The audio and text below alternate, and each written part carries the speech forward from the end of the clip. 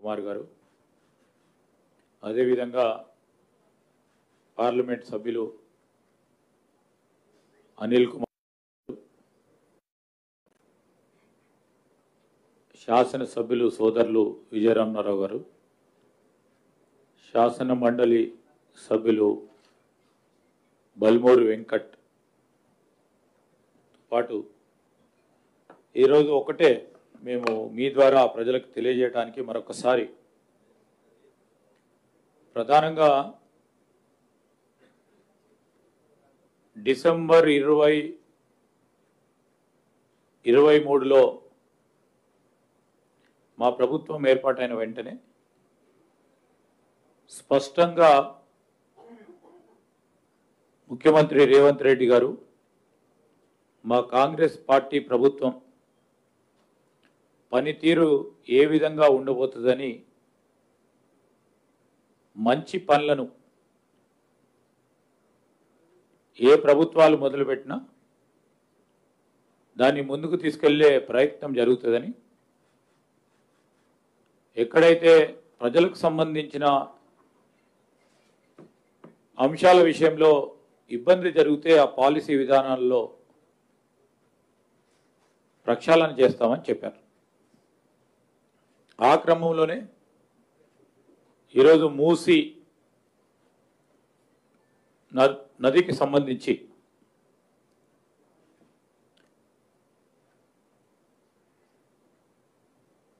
అదేవిధంగా హైడ్రా సంస్థకు సంబంధించి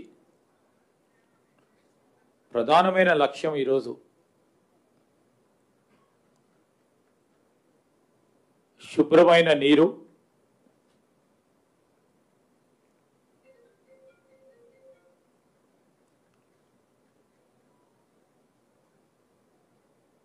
అదేవిధంగా మనం పీల్చే వాయువు,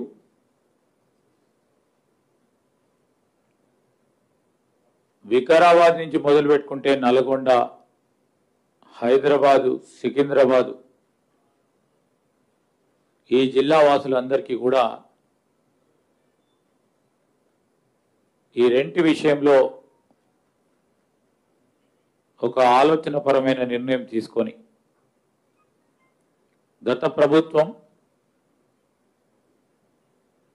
చేపట్టిన ఏదైనా కార్యక్రమాలు ఉంటే ఇంకా మాట వరకే మాట్లాడిన ఆ ప్రభుత్వానికి సంబంధించిన అనేక అంశాల విషయంలో ప్రధానంగా మేము మొన్న కూడా అంతపూర్వకం ముఖ్యమంత్రి గారు కానీ మేమందరం కానీ ఒకటే మాట చెప్పడం జరిగింది. ఈరోజు కూడా మరొక్కసారి స్పష్టంగా మీ ద్వారా ప్రజలకు తెలియజేయదలుచుకున్నాం. పేదవాడికి సంబంధించి మధ్యతరగతి కుటుంబీకులకు సంబంధించిన అవసరాలను దృష్టిలో పెట్టుకునే ప్రజానికానికి సంబంధించిన అవసరాలను తీర్చాలనే ఉద్దేశంతోనే మా ప్రభుత్వం ముందుకు పోతుంది. పేదవాడిని నిలపాలనే ఆలోచన చేసే మా కాంగ్రెస్ పార్టీ ప్రభుత్వం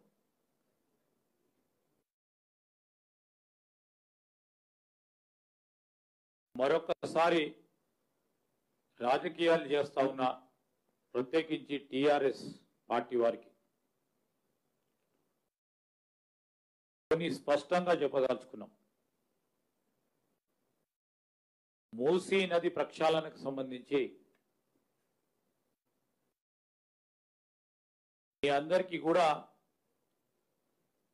మేము తెలియజేయదలుచుకున్నాం. వారు మర్చిపోయి ఉంటారు, వారు తీసుకున్న అనేకమైన అధికారమైన నిర్ణయాలని మర్చిపోయి ఈరోజు ఇష్టారాజ్యంగా అడ్డగోలుగా మాట్లాడుతా ఉన్నారు. అసలు మూసీ నది ప్రక్షాళన ఎవడు చేయమన్నాడు, ఎందుకు చేయమన్నాడు, ఇది అవసరమా అని వారు మాట్లాడుతూ ఉన్నారు. మాట్లాడిన వారు ఒకసారి స్పష్టంగా మేము చెప్పిన కొన్ని అంశాల విషయంలో 2017 ఈరోజు 2017లో Musi river front development corporation ఏర్పాటు చేయటం జరిగింది. 2017లో ఉన్న ప్రభుత్వం ఎవరిది? మీ బీఆర్ఎస్ పార్టీ ప్రభుత్వం. ఎందుకు ఏర్పాటు చేశామని చెప్పారంటే దీంట్లో ఒక స్పెషల్ పర్పస్ వెహికల్ ని ఏర్పాటు చేస్తా ఉన్నాం. మూసీ నదికి సంబంధించి కాలుష్యం దాంట్లో భారీ ఎత్తున ఉంది. కాలుష్య నివారణ చేయాలి. దానికి తోడు ఒక రివర్ ఫ్రంట్ ను డెవలప్ చేయాలని GOMS 90 MAUD 25వ తారీఖు 3వ నెలలో 2017లో ఈ Musi river front development corporation చేయటం జరిగింది. ఇది మాట వాస్తవమా కాదా అని అడుగుతా ఉన్నా. సరే చేసిండ్రు, పెద్ద ఆర్భాటంతో చేసిండ్రు. దానికి ఒక చైర్మన్ ను కూడా నియామకం చేయటం జరిగింది.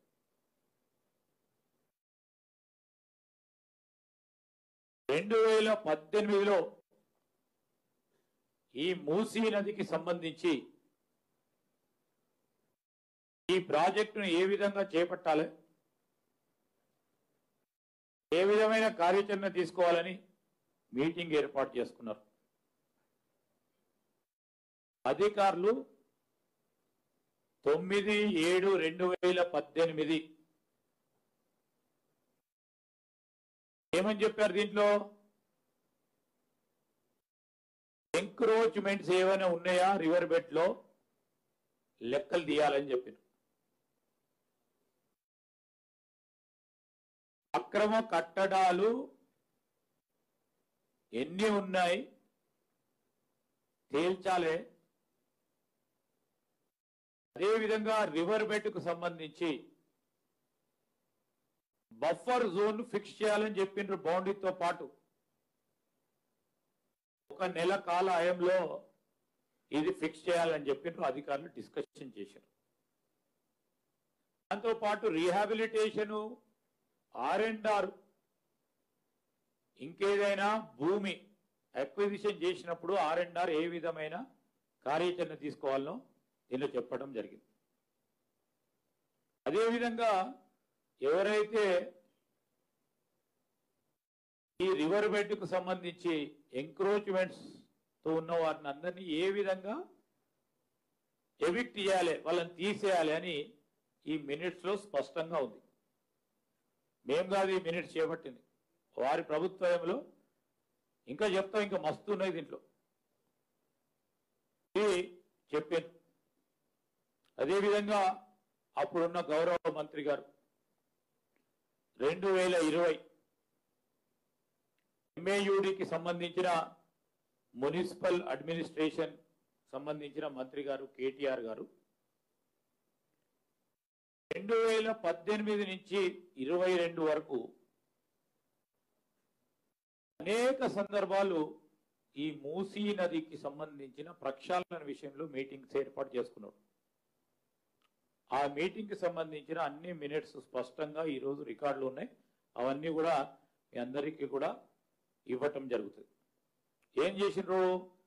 అనేక ఈ మీటింగ్స్ ఏర్పాటు చేయడంలో వారు అటెండ్ అయిన 2020లో 27వ తారీఖు జూన్ మాసంలో 2020లో గౌరవ మంత్రి గారు, ఆ రోజున్న KTR గారు ఏమేం చేయాలని ఆలోచన చేసినారు? డిమార్కేషన్ చేయాలి, బౌండరీ ఫిక్స్ చేయాలి, మూసీ నది పైన FTL బఫర్ జోన్ ఏందో కంప్లీట్ గా నిర్ధారణ చేయాలి,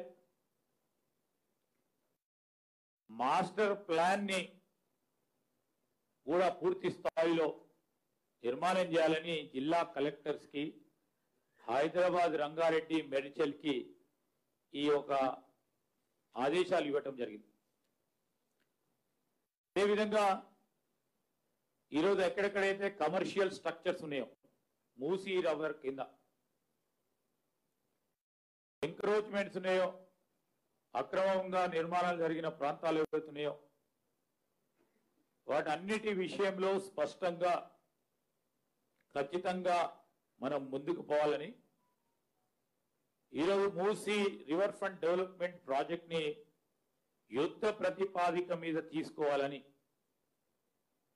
వారు చెప్పడం జరిగింది.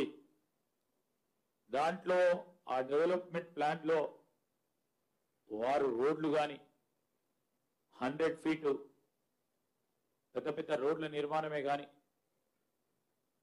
దానికి సంబంధించి ఎక్కడ అవసరం ఉంటే అక్కడ బ్రిడ్జ్ నిర్మాణాలే కానీ ఇవన్నిటిని కూడా స్పష్టంగా ఆ మినిట్స్ లో వారు పేర్కొనడం జరిగింది.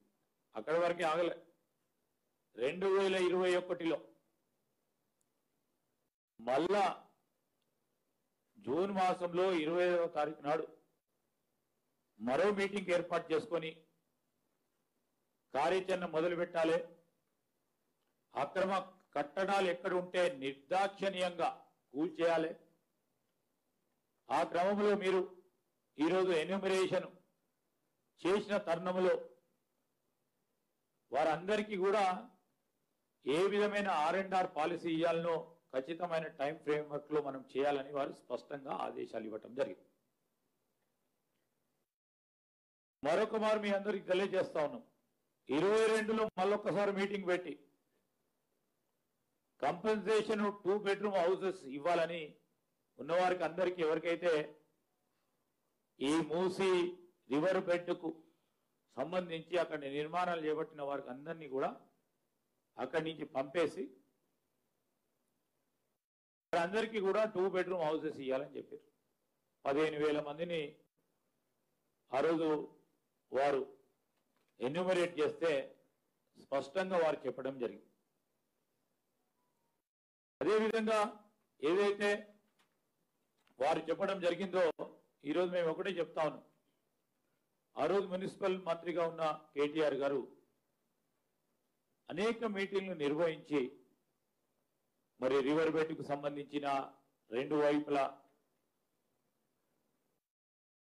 రోడ్డు నిర్మాణం అంటే 55 కిలోమీటర్లు ఇటు 55 కిలోమీటర్లు అటు 110 కిలోమీటర్ల రోడ్డు నిర్మాణం కానీ బఫర్ జోన్ కానీ FTL కానీ అన్నిటినీ కూడా నిర్ధారణ చేసి గుర్తించి వీటిపైన ఉన్న నిర్మాణాలు అన్నిటిని కూడా కూల్చేయాలని చెప్పారు.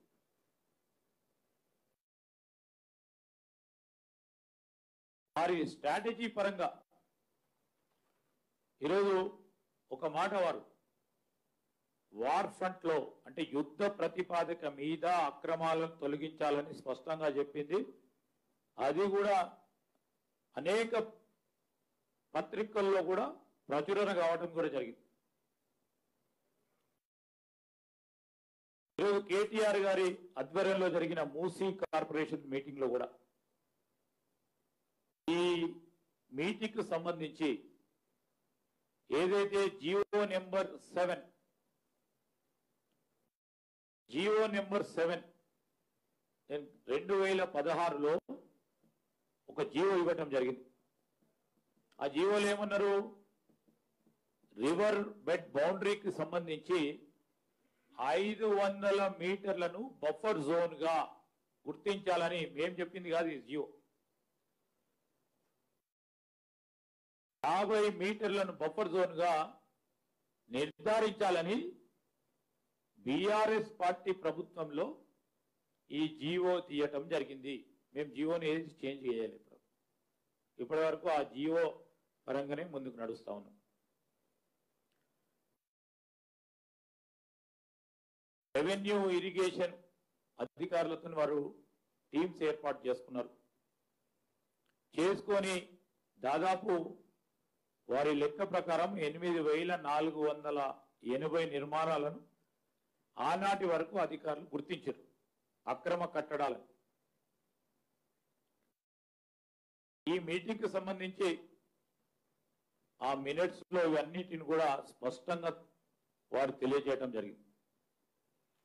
అదేవిధంగా ఈరోజు అనేక సందర్భాల్లో మనం పేపర్లో కూడా చూస్తా ఉన్నాం. సరే, ఓ మూసీ నది ప్రక్షాళన జరిగితే పరిశుభ్రమైన నీరు గాలి అందియాలనే ఆలోచన చేసిందని మేము కూడా అనుకున్నాం. వారు ముందుకు నడుస్తారని ఆలోచన చేసినాం. పేపర్ల వరకే పరిమితమై మాటలతోనే గడిపిన గత 9 సంవత్సరాలు ఇది కూడా మూసీ నది ప్రక్షాళన కూడా అదే విధంగా నడిచింది. అనేక సందర్భాల్లో మనం చూసిన ఈ 2020లో 22లో ఏ విధంగానైతే ఆ మూసీకి సంబంధించిన అటువైపు ఇటువైపు ఉన్న మన అన్నజల్లులు ఆ స్లమ్ ఏరియాస్ లో ఉంటున్న వారు, ఆ లోతట్టు ప్రాంతాల్లో ఉంటున్న వారు ఏ విధంగా ముంపుకు గురైనరో స్పష్టంగా పత్రికల ద్వారా ఈరోజు ఈ విధంగా ఈ ప్రాంతాల్లో ఇదే చాదరగట్ ప్రాంతంలో ఆ ప్రాంతంలో ఇంతవరకు నీటి ముంపు జరిగింది. ఒక్కటి కాదు, అన్ని పేపర్లో ఈ విధంగా రావటం జరిగింది. ఈ విధమైన వార్తలనే కాదు, ప్రతి ఒక్క పౌరుడు అయ్యో ఈ విధంగా అక్రమ కట్టడాలుంటే వీరికి ఏదైనా ఆలోచన చేసి R&R ఇచ్చి వీరిని ఇక్కడి నుంచి ఇతర ప్రాంతాలకు తరలిస్తే బాగుంటుందని ఆ ప్రాంతవాసులు కూడా అప్పుడు కోరిండు. చాలా సందర్భాల్లో ఇబ్బంది పడిన ప్రజానికం. దానికి తోడు మేము చెప్తా ఉన్నాము, ఈరోజు మళ్ళా ఒక ఎక్స్పర్ట్ కమిటీ 15/5/2019లో maximum discharge estimate, maximum flood level Musi రవి నదికి సంబంధించి మరి చీఫ్ ఇంజనీర్ గారు Musi river front development corporation కు సంబంధించిన మేనేజింగ్ డైరెక్టర్ గారికి ఈరోజు మాక్సిమం డిశ్చార్జ్ ఎంతవరకు ఉంటే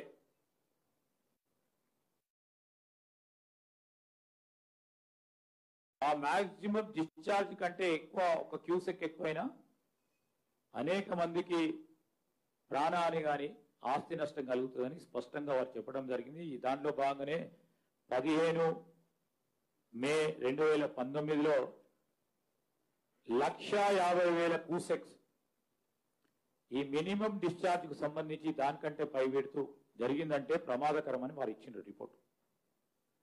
ఆ క్రమంలోనే ఈరోజు జరిగిన మీటింగ్స్ కు సంబంధించి lotus engineers for survey and demarcation of river boundary and buffer zone కు సంబంధించి ఇదే డెవలప్మెంట్ కార్పొరేషన్ వారు మరి 30వ తారీఖు జూన్ మాసంలో 2020లో రెవెన్యూ ఇరిగేషన్ అధికారులతోని ఇదే మీటింగ్ ఏర్పాటు చేసుకొని డిమార్కేషన్ చేయాలి.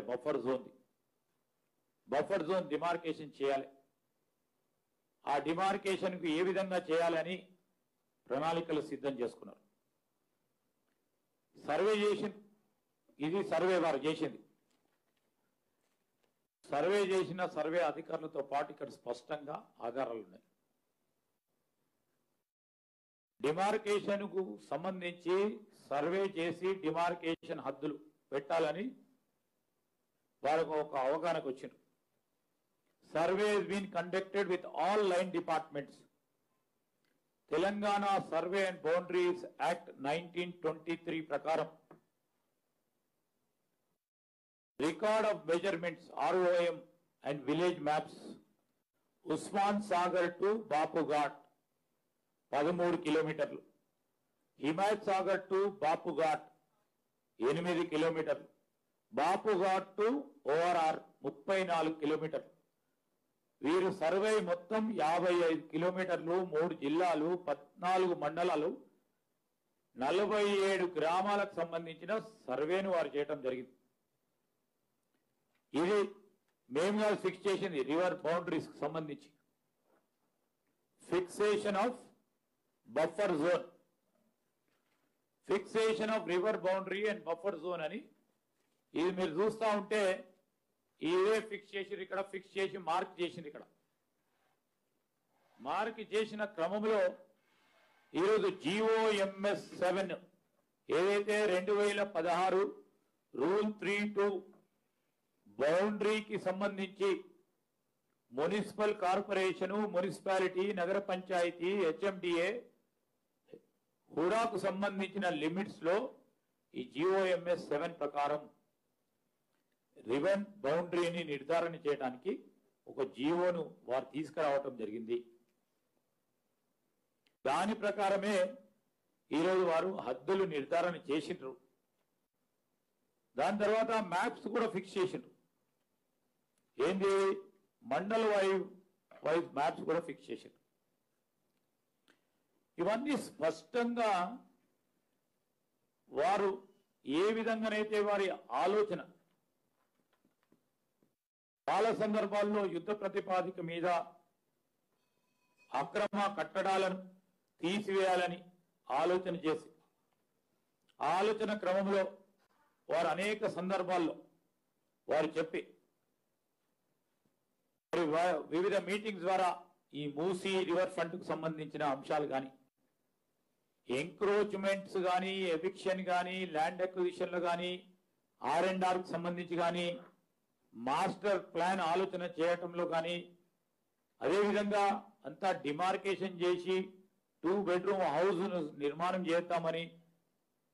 చేసి వారికి ఇద్దామని కానీ దాని తదుపరి పక్కన పడేసింది. దాని తదుపరి దాన్ని పక్కన పెట్టిన. ఆ రోజు వారు ఆలోచన చేస్తే మంచి కార్యక్రమం. ఈరోజు కాంగ్రెస్ పార్టీ ప్రభుత్వం వచ్చి 3 జిల్లాలకు సంబంధించిన జిల్లా వాసులకు పరిశుద్ధమైన నీరును, గాలిని అందియాలి.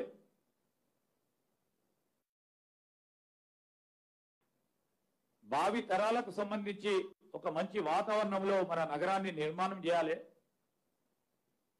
విశ్వసుందర నగరం అని పేరుకే కాక కార్యాచరణలో చేపట్టాలని మా ప్రభుత్వం ఆలోచన చేస్తే, ఆ క్రమంలో కూడా సమాలోచన చేసి ఆ సమాలోచన భాగంలో అందరితోని సంప్రదించి ఈరోజు ఒక కార్యాచరణ తీసుకొని ముందుకు పోతా ఉన్నప్పుడు రాజకీయం చేస్తూ బీఆర్ఎస్ పార్టీ వారు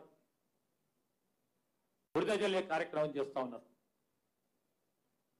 మేము అడుగుతా ఉన్నాం ఈరోజు వారిని, మీరు చేస్తేనేమో ఉప్పు, మేము చేస్తే తప్పు అయిపోతా ఉంది. ఈరోజు ఎందుకు చేస్తున్నారు? మూసీ నది ఎవరి గురించి చేస్తున్నారు? ఏం పని లేదా అని అడుగుతున్న వారికి ఆ రోజు ఏం పని లేకుండానా? ఆ రోజు ఏం పని లేకుండానా? మేము అడుగుతా ఉన్నాం. ఏదైనా పని చేపడతా ఉన్నప్పుడు మంచి ఆలోచనతో చేపడతా ఉంటాం. సరే, చాలా క్లిష్టతరమైన ప్రాజెక్ట్ ఇది. ఈ ప్రాజెక్ట్ అభివృద్ధి అలాంటి సందర్భాల్లో సమస్యలు వచ్చినప్పుడు సమస్యకి ఈ విధంగా పరిష్కారం చేయాలి. 9 సంవత్సరాల పరిపాలన అనుభవం ఉంది. అనుభవ భాగంలో ఇవన్నీ సమస్యలు వచ్చినప్పుడు ఈ విధంగా పరిష్కారం చేస్తే మార్గం బాగుంటుంది, ప్రజలకు ఇబ్బంది లేకుంటుందని మీ సలహా సూచనలు ఇస్తే తప్పకుండా స్వీకరించే పెద్ద హృదయం మా కాంగ్రెస్ పార్టీ ప్రభుత్వాన్ని మేము అందజేస్తాను. కానీ రాజకీయాలు చేసి ప్రజలను పక్కదారి పట్టించే కార్యక్రమం చేస్తూ ఈరోజు బీఆర్ఎస్ పార్టీ ఏ విధమైన రాజకీయం చేస్తా ఉందంటే, ప్రజలు ఇబ్బంది పడతా ఉన్నప్పుడు ఇబ్బందులకు వారితోని షేర్ చేసుకొని సమస్యను ఏ విధంగా పరిష్కారం చేద్దామని ఆలోచన పోకుండా ఇంకా సమస్యను జటిలం చేస్తూ వారికి ఇంకా ఇబ్బంది పెట్టే కార్యాచరణ తీసుకుంటాను సందర్భంలో ఈరోజు ప్రజానికానికి మేము ఈ సందర్భంలో తెలియజేయడానికి మేము ఇవన్నీ స్పష్టంగా చెప్తా ఉన్నాం. మేము అడుగుతా ఉన్నాం, మీ అనుభవ రీత్యా అనేక సందర్భాల్లో ఆనాడు ఉన్న ముఖ్యమంత్రి గారు కేసీఆర్ గారు చెప్పారు, కొంతమంది ఆరంభం ఏ పని చేయరన్నారు. ఆరంభం చేసిన వారు చేసినట్టే చేసి వదులుతా అన్నారు. ఇది వారికి సంబంధం. కానీ ధైర్యం, పట్టుదల, కార్యదీక్షకులు ఆ పనిని పూర్తి స్థాయిలో చేసి తీరుతారని మేమల్లే ముఖ్యమంత్రి గారే అన్నారు, సమస్యలు వచ్చినా సమస్యలను పరిష్కారం చేసుకుంటూ మరి ఆ విధమైన ప్రయత్నం ఈరోజు ముఖ్యమంత్రి గారు కానీ మా ప్రభుత్వం చేపడుతున్న నేపథ్యంలో మీరు ఎందుకు ఈ విధంగా రాద్ధాంతం చేస్తా ఉన్నారు?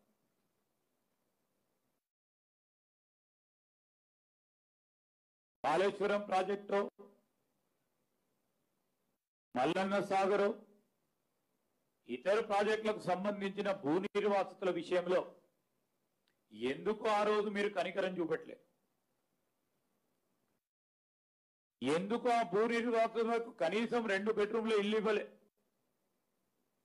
R&R కు సంబంధించిన అంశం విషయంలో స్పష్టత లేకుండా నిర్లక్ష్యం వహించింది మీరు. ఈరోజు మరొకసారి అధికారం పోయింది. అధికారం పోయిన తర్వాత ఏం చేయాలనో తోచక ఈ విధమైన బురద చల్లే ప్రయత్నం చేస్తా ఉన్నారు. ఇప్పటికైనా మానుకోండి అని చెప్తా ఉన్నాను. స్పష్టంగా ఈ ప్రభుత్వం పేదోళ్లకు, మధ్యతరగతి కుటుంబీకులకి, వారికి ఇబ్బంది పెట్టే ప్రయత్నం చేయదు, ఏ పని చేయదు, వారికి కష్టించే పని ఏ విధంగా చేయదు. స్పష్టంగా అనేక సందర్భాల్లో చెప్తా ఉన్నాం. ఈరోజు ప్రజాస్వామికంగా వారి ఆలోచన మేరకు కౌన్సిలింగ్ చేసి ఒప్పించి మెప్పించి స్వచ్ఛందంగా వారంతటా వారుగా ఒక మంచి కార్యాచరణ చేపడతా ఉన్నారు. 2 బెడ్రూమ్ల ఇల్లు ఇస్తా ఉన్నారు. వారికి ఉపాధి కల్పన చేయబోతా ఉన్నారు. పిల్లలకు రెసిడెన్షియల్ స్కూల్స్ లో సీట్లు ఇస్తా ఉన్న తరుణంలో ఆ పేదవాడికి కావాల్సిన కనీసం ఇల్లు, చదువు, ఉపాధి కలిగించే ఒక కార్యాచరణ, ఒక మంచి R&R ఆలోచన చేస్తామని ప్రభుత్వానికి కొన్ని సందర్భాల్లో కింద స్థాయి అధికారులు అతి ఉత్సాహంతో కొన్ని పొరపాట్ల విషయంలో అంశాలు మా దృష్టికి వచ్చిన తర్వాత, ప్రభుత్వం దృష్టికి వచ్చిన తర్వాత వెంటనే ప్రభుత్వం కూడా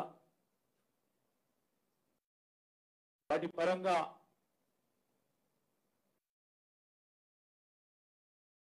ఆ చర్యలు తీసుకున్న అధికారుల పట్ల ఆక్షేపణ కూడా తెలియజేసి ఎవరికి కూడా ఇబ్బంది జరగకుండా కన్సల్టేషన్ చేస్తూ ముందుకెళ్లాలని ఆలోచన ఇచ్చింది. ఆ క్రమంలోనే ముందుకెళ్తా ఉన్నాం. ఈరోజు హైడ్రాకు సంబంధించి కానీ, మూసీ నదికి సంబంధించి కానీ అనేక సందర్భాల్లో మేము చెప్తూ వస్తా ఉన్నాం. ఎవరికి కూడా ఇబ్బంది రాకుండా ఒక పక్షాన అభివృద్ధి చేయాలనే అంశంతో ఒక మార్పు చూపెట్టాలి. ఆ మార్పు కార్యాచరణలతో ఎవరికి ఇబ్బంది లేకుండా మంచి చేయాలనే ఆలోచనతో పోతా ఉన్నాం. ఇదే విధంగా ఇప్పుడే స్వచ్ఛందంగా కూడా చాలా మంది 2 బెడ్రూమ్ హౌసెస్ రివర్ బెడ్ పైన ఉంటున్న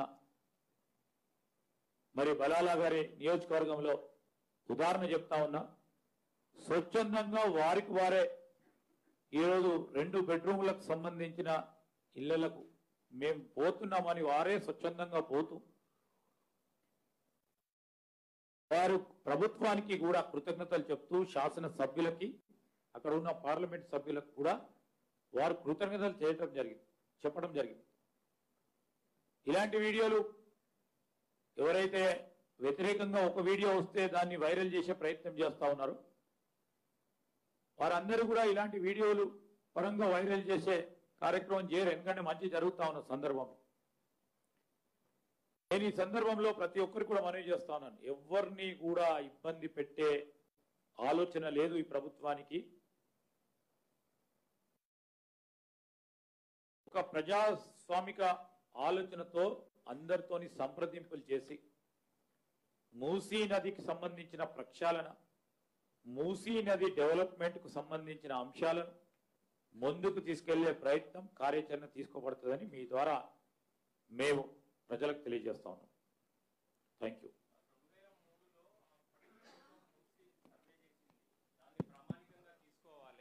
ప్రభుత్వాలు వచ్చినప్పుడల్లా మళ్ళొక సర్వే చేసి మమ్మల్ని ఇబ్బంది పెట్టడం ఏందని చెప్పేసి ఎంఐఎం వాళ్ళు అంటున్నారు. ఇప్పుడు ఎంఐఎంకు సంబంధించిన ఆ నియోజకవర్గానికి సంబంధించి మేము ఏది కూడా సర్వే కార్యాచరణలో 50 మీటర్స్ సంబంధించి జీవో ఏది చేంజ్ చేయలేము. జీవో ఎక్కడ కూడా చేంజ్ చేయలేము. ఏది బఫర్ జోన్ తీసుకోవాలో ఆ జీవోలో నిర్ధారణ చేయడం జరిగింది. ఆ జీవో ప్రకారం వెళ్తా ఉన్నారు. దాన్ని అధిగమించే ప్రయత్నం ఎవరు కూడా చేయలే. ఇప్పుడు కొత్తగా జీవోకు వ్యతిరేకంగా చేస్తే ఒకటే నిమిషంలో జీవో పరంగానే ఈరోజు వారికి న్యాయం జరిగే అవకాశం ఉంటుంది. సో ఎక్కడ కూడా జీవోను కాదని చేయలే. జీవో MS7 ఎక్కడ కూడా చేయలే.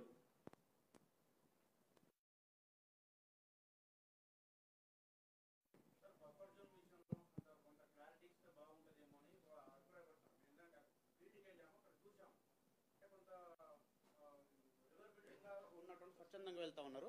కానీ కాకపోతే ఏంటంటే బఫర్ జోన్లో ఉన్నటువంటి వాళ్ళకు కొంత క్లారిటీ ఇస్తే బాగుండేది. మేము కొన్నేళ్ల నుంచి ఇక్కడ కట్టుకొని ఉన్నాం కాబట్టి అది 2013 రిహాబిలిటేషన్ చట్టం ప్రకారమా లేకపోతే గతంలో ఇచ్చినటువంటి కేసీఆర్ ప్రభుత్వం తీసుకొచ్చిన చట్టం ప్రకారం ఏ విధంగా ఇస్తారనేది కొంత దాని మీద క్లారిటీ ఇస్తే బాగుండేదని ఇప్పుడు మేము అందుకోసమే క్లారిటీ విషయంలో ఆ ప్రాంతవాసులకు అందరికీ కూడా న్యాయం జరగాలి, ఎవరికి కూడా ఇబ్బంది జరగకూడదని హెల్ప్ డెస్క్ సెంటర్స్ పెట్టాం. ప్రతి కలెక్టరేట్, ప్రతి జోనల్ కమిషనర్ ఆఫీస్లో కూడా హెల్ప్ డెస్క్ పెట్టడం జరిగింది. బఫర్ జోన్ విషయంలో ఇప్పుడు స్పష్టంగా కూడా చెప్తా ఉన్నాం. ఇంకెక్కడైనా కన్ఫ్యూజన్ ఉంటే తప్పకుండా ఆ ప్రజానికానికి ఈ విధమైన బఫర్ జోన్ ఉంది, జీవో ప్రకారము 2016లో తీసుకున్న జీవో ప్రకారం బఫర్ జోన్ ఈ విధంగా ఉంటుంది అని మరొకసారి చెప్పే కార్యాచరణ మా అధికారులు తీసుకుంటారు. సార్, మంత్రి గారు ఇంతకుముందుకు మీరు చాలా జీవోలు చెప్పారు, వాళ్ళు గతంలో తీసుకున్న నిర్ణయాలు మినిట్స్ అవన్నీ చెప్పారు. అంత ప్రోగ్రెస్గా ఉన్న ఆనాటి గవర్నమెంట్లో ఉన్న వాళ్ళందరూ కూడా ఇప్పుడు మూసీకి సంబంధించిన రివర్ బెడ్ దగ్గర పోతున్నారు, వాళ్ళని ఓదారుస్తున్నారు, ధర్నాలు చేస్తున్నారు, తెలంగాణ భవన్ పిలిపించుకుంటున్నారు. ఏంటి అంటే ఏ కోణంలో చూస్తారు ఇదంతా? అది రాజకీయం అండి. ఇప్పుడు రాజకీయంగా ఏ అంశం దొరుకుతలేదు. ఒక పక్షాన ప్రభుత్వం అన్ని పనులు చేస్తూ ఉంది, ఒకటి తర్వాత ఒకటి. పేదలకు కానీ నగరవాసులకు కానీ ప్రధానంగా మూసీ నది అంటే మనకు ఒక గొప్ప చరిత్ర ఉన్న నది. ఆ నదికి సంబంధించి రేపు పట్టణంలో 3 జిల్లాల్లో ఉమ్మడి జిల్లాలకు సంబంధించి ఆ రోజు ఇదే ప్రక్షాళన జరిగి మంచి నీటిని తాగే అవకాశం ఉండి మంచి గాలిని పీల్చే అవకాశం ఉంటే ప్రజలు వాళ్ళని ఎవరిని కూడా చూడరు. కాంగ్రెస్ పార్టీ చేసింది వీరికే పేరు వస్తుంది, రేపు పొద్దున దీన్ని ఎట్లయినా ఆపు చేయాలని ఒక ప్రయత్నం జరుగుతుంది, స్పష్టంగానే ఉంటుంది. మంత్రి గారు, ఇది అక్టోబర్ 2 కొత్త రేషన్ కార్డులు స్టార్ట్ చేస్తున్నాం అన్నారు, అదేమన్నా విధి విధానాలు వచ్చాయి? ఈరోజు ఆ కమిటీ కూర్చొని ఆలోచన చేస్తూ ఉంది. పాయిలెట్ను తీసుకుంటారు, పాయిలెట్ బేసిస్ మీద కొన్ని ప్రాంతాలు తీసుకుంటా ఉన్నారు. ఆ పాయిలెట్లో ఆ ఫ్యామిలీ కార్డ్స్ అమలు చేసిన తర్వాత అక్కడ చిన్న చిన్న ఏదన్నా అంశాలు ఉంటే తీసుకొచ్చి మళ్ళా దాంట్లో ఇంకేమైనా సవరణలు చేయాలన్నా ఇంకా ప్రజలు ఏం కోరుతా ఉన్నారు చూసి ముందుకు తీసుకెళ్లడం జరుగుతుంది. ఈ దేశంలో చాలా నదులు ప్రక్షాళన చేశారు, కానీ 1,50,000 కోట్ల రూపాయలు మూసీలో పోసేందుకు తెలంగాణ ప్రభుత్వం సిద్ధమైంది, పెద్ద స్కామ్ అంటున్నారు. అసలు 1,50,000 అవుతుందా సార్? ఎంత ఎస్టిమేషన్ ఉన్నది మీరు? అసలు ఇప్పుడు 100 కోట్లు అవుతుందా, 50 కోట్లు అవుతుందా, 150 కోట్లు అవుతుందా, 1000 కోట్లు అవుతుందా, 50,000 కోట్లు అవుతుందా, 1,00,000 కోట్లు అవుతుందా అని నిర్ధారణ వారంతటా వారు వచ్చి 1,50,000 కోట్లు అవుతాయి అని గ్లోబల్ ప్రచారం చేసేయడం తప్ప ఈరోజు ఒక కన్సల్టెన్సీని పిలిచి అసలు ఏం చేయాలా,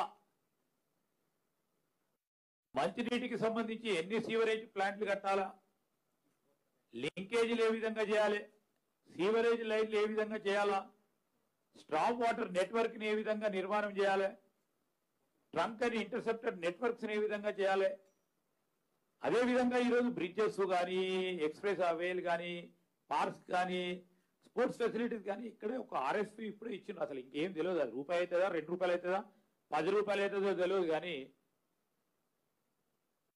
వారు 1,00,000 కోట్లు కాళేశ్వరం ఖర్చు పెట్టినట్టు దీనికి కూడా ఖర్చు పెట్టే కార్యక్రమం చేస్తారు, కార్యాచరణ తీసుకుంటారని వారు భ్రమపడితే దానికి జవాబు చెప్పమంటే ఎట్లా బ్రదర్? మంత్రి గారు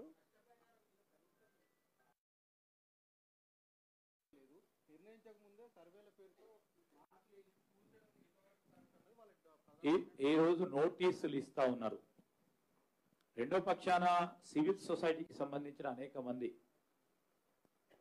పెద్దలతో మాట్లాడుతూ ఉన్నారు, అక్కడ ఉన్న ఆ కాలనీ వాసులతో మాట్లాడుతూ ఉన్నారు. ఇప్పుడున్న R&R కు సంబంధించి ఎవరైతే హట్స్ లో ఉంటున్నారో వారికి సంబంధించి 2 బెడ్రూమ్లు ఇల్లు ఇస్తామంటే స్వచ్ఛందంగా సంతోషంగా పోతా ఉన్నారు. That is called R&R. దానికి తోడు ఇది ఒకటి లైవ్లీహుడ్ ప్యాకేజ్, అంటే ఉపాధి పరంగా కూడా వారికి ఏదో విధంగా ఆదాయం కలిగించే ఒక ఆలోచన. పిల్లలు చదువుతా ఉంటే ఆ పిల్లలకు రెసిడెన్షియల్ స్కూల్స్ లో అడ్మిషన్ ఇచ్చే ప్రక్రియ, ఇదంతా కూడా రీసెటిల్మెంట్ అండ్ రీహాబిలిటేషన్ ప్రోగ్రామ్ కిందనే ఎక్కడికి కూడా తీసుకునే అంశాన్ని తీసుకుంటున్నాం. ఈరోజు మీ అందరికీ కూడా తెలుసు, ఈ R&R కు సంబంధించిన అంశం విషయంలో మేము స్పష్టంగా చెప్తా ఉన్నాం, అక్రమ నిర్మాణాల విషయంలో తెలుసో తెలియకనో, కాన్షియస్లీ అన్కాన్షియస్ లో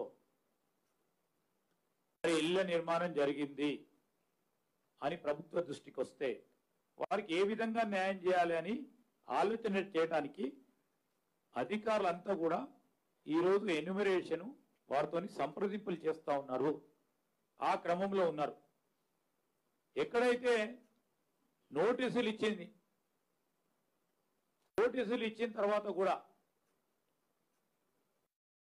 ఇంకా పోకుండా ఉంటే ఆ నోటీస్ సమయం అయిపోయిన తర్వాత ఓ కార్యాచరణ తీసుకొని ముందుకెళ్తా ఉన్నాం. మంత్రి గారు, ఇది ప్రక్షాళన అనేది చాలా పాత అంశం. చాలా ఏళ్లుగా కొన్ని సంవత్సరాలు అయితే ఉద్యమాలే చేపట్టారు. ప్రజలు, ప్రజా సంఘాలు చాలా ఉద్యమాలు చేసినాయి, అయినా అప్పటికి కార్యాచరణ రూపం దాల్చలేదు. కానీ కొన్నిసార్లు కొంచెం ప్రయత్నం చేయబోయినాయి. చంద్రబాబు నాయుడు సీఎం హయాంలో కొంత పని జరిగింది, తర్వాత వైఎస్ హయాంలో కొంత జరిగింది. అదే ఇప్పుడు మళ్ళీ తెర మీద తెస్తున్న ఈ మూసి ప్రక్షాళన ఇప్పుడైనా పూర్తి స్థాయిలో జరుగుతుందా, అట్లాగే మధ్యలో ఆగిపోయే అవకాశం ఉన్నది? దీంట్లో స్పష్టమైన పాలసీ ఏమైనా ఉందా? ఇప్పుడు ఒక్కటే చెప్తాను, పేదవారికి ఇబ్బంది జరగకుండా, సామాన్య ప్రజానికానికి ఇబ్బంది జరగకుండా తప్పకుండా మూసి ప్రక్షాళన చేయడం జరుగుతుంది. సార్ ఇప్పుడు సార్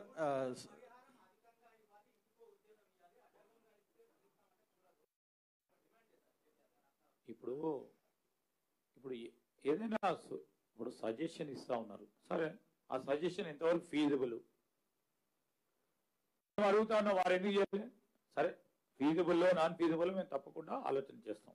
కానీ మేము స్పష్టంగా వారిని అడుగుతా ఉన్నాం, మీరు అనేక ప్రాజెక్టులు చేపట్టిండ్రు, ఎక్కడ ఇచ్చిన 2013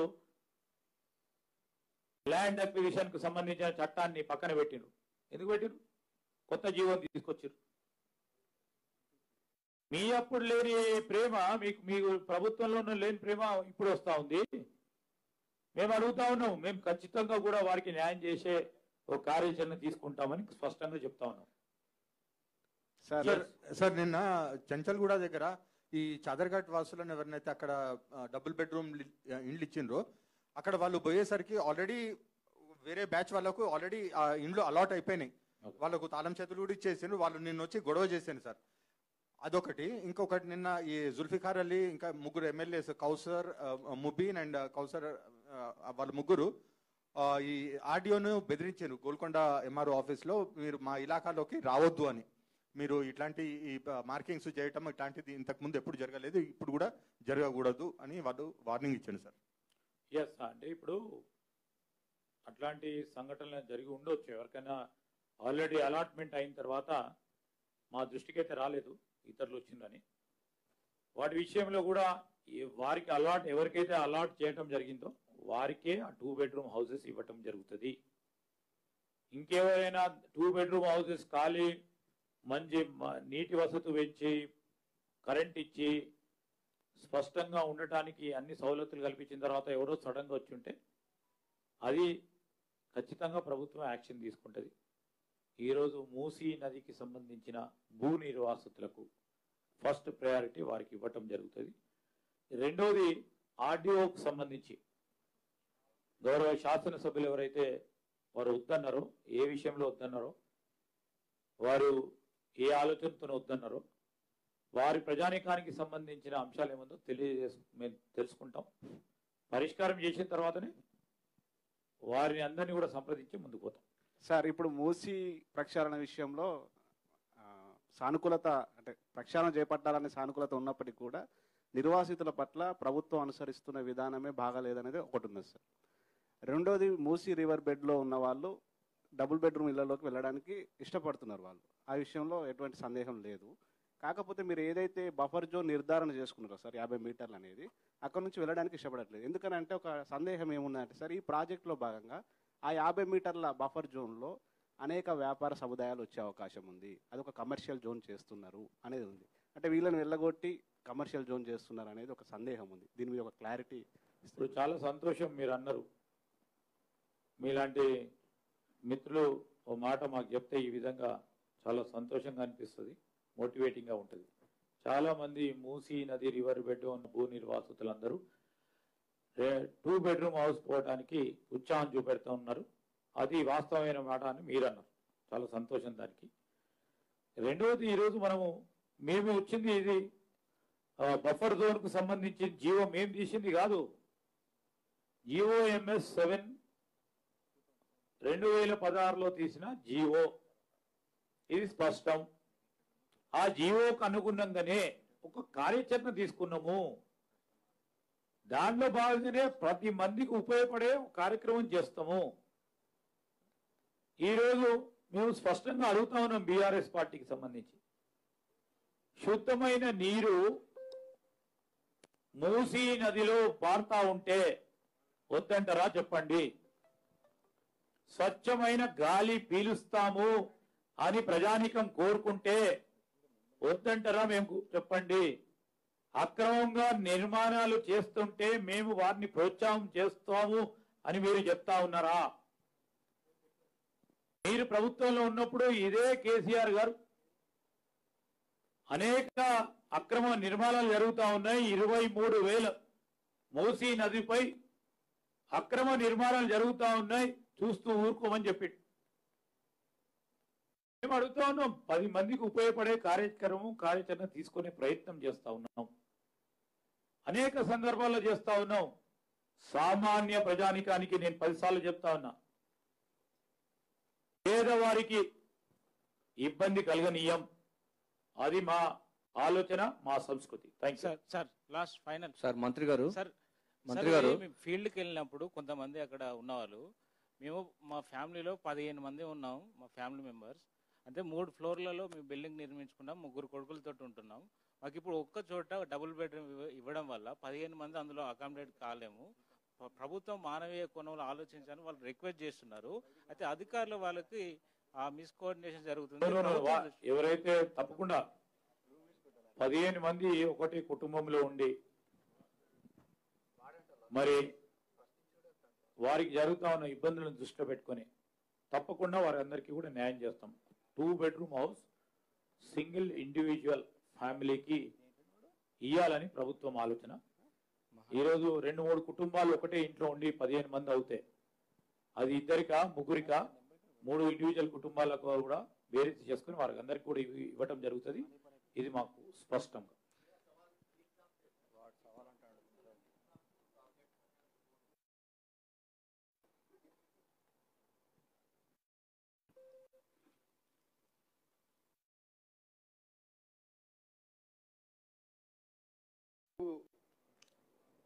इधर उधर की बातें ना कर,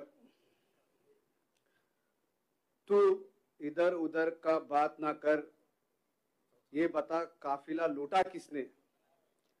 हरीश राव आप जो है हमारे मुख्यमंत्री और हमारे सरकार के खिलाफ बेबुनियाद और गैर जिम्मेदारी के बातें कर रहे हैं।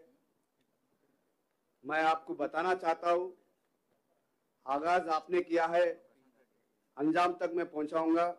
और रही बात जो लीगल नोटिस आपने मुझे दिया है, मैं खुद एक एडवोकेट हूं, मैं खुद एक वकील हूं, एक कानून का तालीम हासिल किया हूं।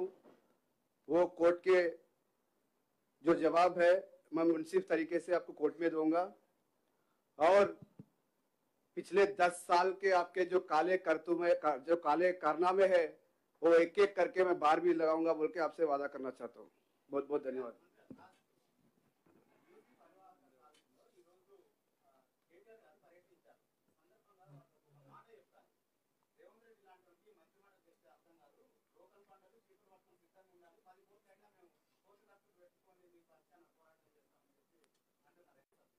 ఇప్పుడు ఒకటండి, ఇది మా ప్రజాపాలన భాగంలో వారు ఎక్కడికైనా పోవటానికి స్వేచ్ఛనిచ్చినాం. స్వేచ్ఛనిస్తే దాన్ని అడ్డగోలుగా ఉపయోగించే ప్రయత్నం చేస్తా ఉన్నారు. వారి కాలయంలో ఉదాహరణకి నా నియోజకవర్గంలో మేడిగడ్డ ప్రాజెక్టుకు సంబంధించి మేము పోయి చూస్తామంటే కూడా అవకాశం ఇవ్వలే, అరెస్టులు చేయబడ్డాం. మా సిఎల్పి పక్షాన భట్టి గారు ఆ రోజు పోవాలనుకున్నా, పిసిసి అధ్యక్షుడుగా రేవంత్ రెడ్డి పోవాలన్నా ఎక్కడికక్కడ కట్టడాలు చేసి ఎక్కడికి కూడా పోనీయలే, ప్రజలను కలవనీయలే. ఈరోజు ప్రజలను కలుసుకునే అవకాశం కలగనీయండి. ఇప్పటికైనా ప్రజల వద్దకు పోయే అవకాశం కల్పించింది ఈ ప్రభుత్వం. ఇప్పటికైనా కనీసం ప్రజల దగ్గర పోతుండ్రు వాళ్ళు. చాలా సంతోషం. డబ్బులు ఖర్చు చేసుకొని ప్రభుత్వం పైన వ్యతిరేకత తీసుకురావాలని ఆలోచన చేస్తున్న తరుణం అది కనబడతా ఉంది వారి మాటల్లో కూడా. డబ్బులు ఖర్చు చేస్తామని చెప్పడం అంటే ఏందన్నట్టు? ఈరోజు ప్రజల పక్షాన్ని నిలబడి ప్రజా పోరాటాలు చేస్తామని చెప్పాలి కానీ, లేకుంటే ప్రభుత్వం కళ్ళు తెరిపిస్తామని చెప్పాలి కానీ, ప్రభుత్వానికి సూచనలు ఇస్తాం, సలహాలు ఇస్తాం, ఈ విధంగా మార్పు తీసుకురండి నేను చెప్తామని చెప్పాలి, ధైర్యం చెప్పాలి. కానీ మీరు అంటున్నట్టు డబ్బులు ఖర్చు చేస్తాం, ప్రభుత్వానికి వ్యతిరేకంగా మాట్లాడుతుంటే సరైనది కాదు. ప్రజాస్వామ్యం ప్రజలందరూ గమనిస్తూ ఉన్నారు. ప్రజలందరినీ కూడా వారు ఏ విధంగా రాజకీయం చేసే ఆలోచనతో, ప్రక్రియతో, ఒక ప్రణాళికతో మేము చేపట్టే ప్రతి మంచి పనిని అడ్డుకోవాలనే ఆలోచన చేస్తా ఉన్న తీరును ప్రజలు గమనించాలని కోరుతా ఉన్నాం.